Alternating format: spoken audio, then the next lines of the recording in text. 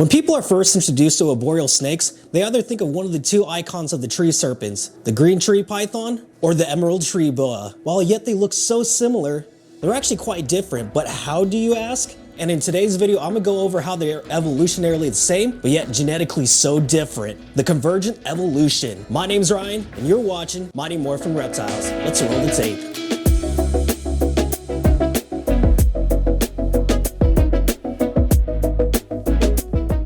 And now you're probably wondering, what is convergent evolution?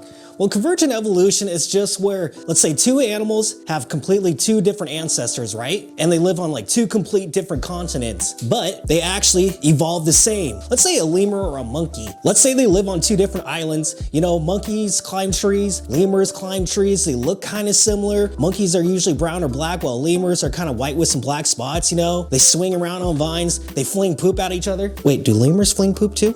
But don't take that exactly the fact, because I don't know the lemurs and the monkeys' ancestor, but I just use that as a reference right there. And it's the exact same thing with green tree pythons and emerald tree boas. Like for instance, green tree pythons live in like Indonesia, parts of the northern Cape of Australia, while emerald tree boas live in like Brazil, and they are separated by the Pacific Ocean. And yet they look almost identical. It's so hard to tell the difference between the two. You're such a good girl. I love snakes.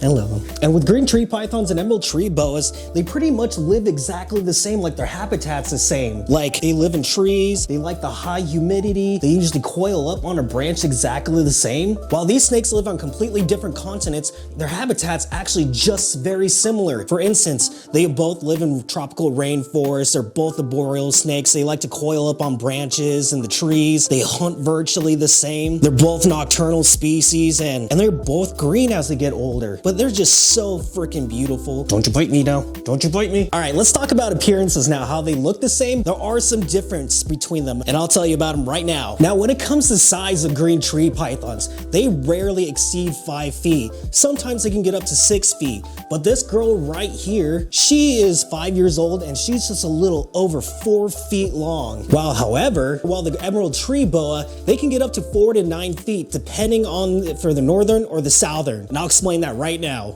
Now, when it comes to the northerns of the emerald tree boas, they only get up to about 4 to 6 feet long, and they're usually a lot brighter green than the southerns. Also, they have a white dorsal pattern on the back of them, and their dorsal pattern is actually more broken up, while the southerns get up to 7 to 9 feet average. And the southerns are a lot more desirable because they'll usually get like a lot darker, more blacks in the size, and you look at the white dorsal on it, it just completely goes down its back, and it just looks so freaking cool on it. Now let's talk about the differences of the heads of these snakes. Isn't it so freaking cool how they do that? I just freaking love my snakes. She's so sweet. When it comes to the differences of the heads of these snakes, the emerald tree boa has more of a square nose, and the green tree pythons have more of like a round head. You'll see more of the round bulkiness of their heads up there. And another difference between the two snakes is the heat pit organs on their jaw. So the green tree python only has 1 row, while the emerald tree boa has 2 rows, one on the lower jaw and one on the upper jaw. And I think it's really cool how this one has 2 rows of it. Just something about the extra row just gives it that evil tantric look that just makes it look badass. And for people who don't know, these snakes actually use the heat pit organs to detect their prey at night by infrared, meaning that they can actually sense the heat off the prey's body, and it's just so freaking cool. Just imagine like you had night vision. And the other differences between the two snakes is the teeth on these guys. The emerald tree boas, look at its teeth. Look at the size of that. This snake has the biggest teeth of non-venomous snakes in the world, and imagine getting bit by that. I would not have a good time. However, the green tree python have a lot of teeth too, and they're really sharp, but theirs goes more back. And even though they're not as big as the emerald tree boas, they can still get a really good grip on their prey. And a lot of the time, their teeth will actually rip out into their prey, and they'll actually digest it, and you can actually find their teeth in their poop. I don't know why people like to go through snake poop, but it's a real thing. It's gross, dude. And I do want to mention that when people see these teeth, a lot of people mistakenly call them fangs, and they're actually not fangs at all. Fangs is more for the venomous type of snakes, as the fangs are actually designed to have venom get pumped through them, while teeth, they don't do that. Don't worry, girl. I think you have beautiful teeth, and your breath don't stink. Not at all.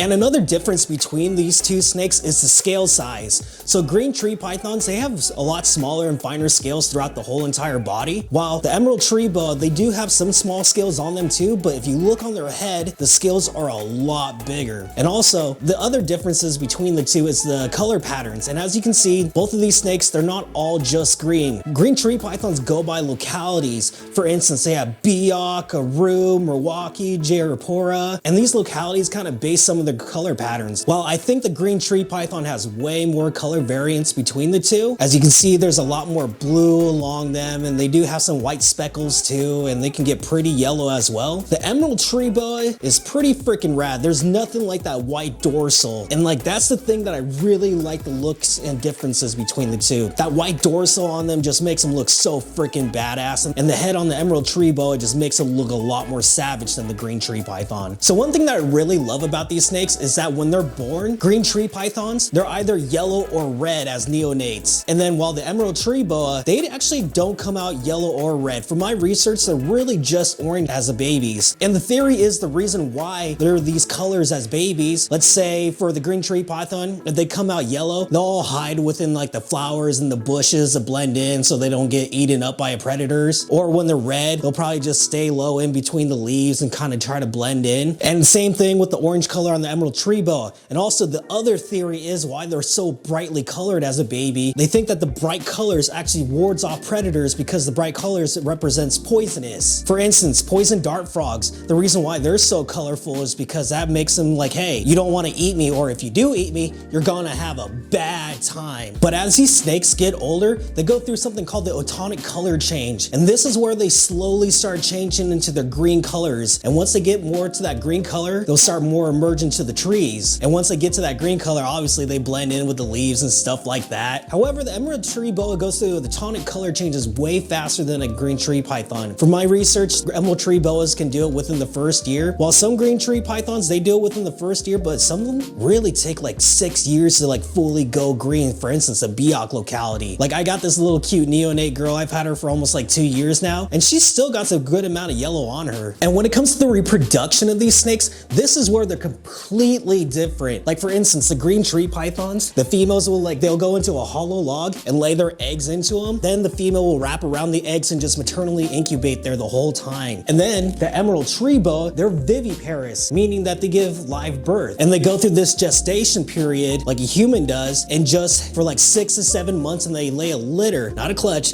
a litter of typically about 12 babies. And when it comes to hunting, they're both ambush predators, but green tree pythons will stay usually higher up to find their prey, and also they'll do something called call luring, where with the tip of their tail, they'll kind of wiggle it around and try to lure in some prey and then go for the kill. It's super freaking cool when they do that. While emerald tree boas, they'll typically go down and hang down like a vine. For instance, like this vine right here, they'll just hang down, wait for a little fat rat like this little guy right here and just come at him. It's pretty brutal, dude. And for captivity, we really don't do much of a difference between the two snakes. Really, we just keep them in these PVC boxes, keep them around the 80s, and just keep the humidity up in the 70s, the 80s, and just keep it nice and sterile. And really, it's just, we pretty much just keep them the same. However though, emerald tree boas, there's not very many breeders for them, so we actually have a harder time of finding captive bred for them. And you guys should always go for captive bred when it comes to these snakes. And that's pretty much it when it comes to the similarity and the differences of the emerald tree boa and the green tree python. And if you guys learned something new today on Convergent Evolution, then boop that like button. Also, and if you had to choose between one of the two snakes, what we get, the green tree python or the emerald tree boa? And if you're interested in learning how to care for green tree pythons, I totally got a care guide right here that you guys should check out. My name's Ryan, this is Skyline, and you're watching Mighty Morphin Reptiles.